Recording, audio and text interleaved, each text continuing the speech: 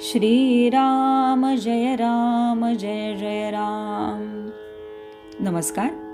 आज दिनांक 28 डिसेंबर. आजचा विषय आहे वैदिक कर्माच्या जोडीला भगवंताचे नाम घ्यावे. तुम्ही वेदविद्या जाणणारे सर्वजण मोठे ज्ञानी, भाग्यवान आणि पूज्य आहात. इतकी वर्षे वेदविद्या तुम्ही जतन करून ठेवली, हे तुमचे फार उपकार आहेत. तुमची योग्यता खरोखर मोठी आहे. त्याच्या उलट माझी स्थिती आहे. मी एक अज्ञ मनुष्य आहे. मला वेदविद्येचा गंध नाही, ग्रंथाचे ज्ञान नाही. मी रामरायाचा एक दीनदास आहे. त्याच्या नामावर माझे प्रेम आहे. माझे म्हणणे आपण प्रेमाने ऐकून घ्यावे. वेदांनी गायत्री अत्यंत पूज्य मानली आहे, हे बरोबरच आहे. कारण गायत्रीच्या उपासनेमध्ये विलक्षण सामर्थ्य साठवलेले आहे. गायत्रीची उपासना करणाऱ्या माणसाच्या अंगी खरे वैराग्य आणि पावित्र्य असावे लागते. पूर्वीचे ऋषी जनपदापासून दूर अशा अरण्यामध्ये आश्रम बांधून राहत असतात.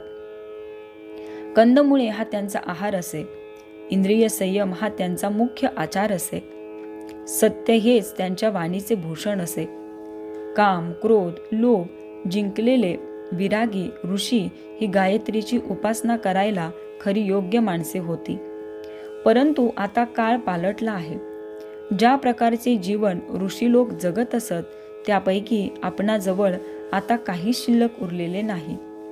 ऋषींचे राहणे, खाणे पिणे, इंद्रिय संयम, सत्यनिष्ठा यांपैकी आपल्याजवळ काय शिल्लक उरले आहे? त्या काळी ऋषींनी पर्जन्य सूक्त म्हटले की पाऊस पडत असे, आणि तेच सूक्त आज म्हटले तर साधा वारा देखील सुटत नाही. ऋषींच्या अंगी तपश्चर्येचे सामर्थ्य होते, म्हणून त्यांच्या आशीर्वादाला जशी किंमत होती तशी त्यांच्या शापाला देखील होती. जीवनाबद्दल पूर्वी असणारी निष्ठा आज बदलली आहे. सध्या परिस्थिती अशी आहे की वैदिक कर्मावरची श्रद्धा लोकांमध्ये पूर्ववत राहिलेली नाही, आणि वैदिक कर्मे यथासांग घडणे कठीण होऊन बसले आहे.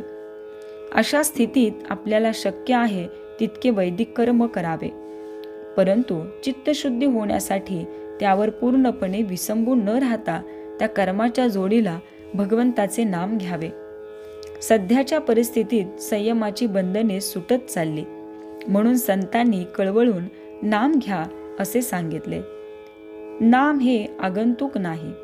आदी नारायणाने वेद सांगण्याच्या वेळी जो ओमचा ध्वनी केला ते नाम होय. म्हणून आपणा सर्वांना माझी विनंती अशी की आपण नाम घेत जावे. किंबहुना आपण नाम घेतले तरच वेदांचा खरा अर्थ कळेल अशी माझी खात्री आहे.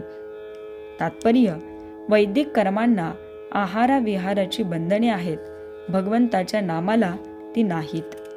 श्रीराम जय राम जय जय राम.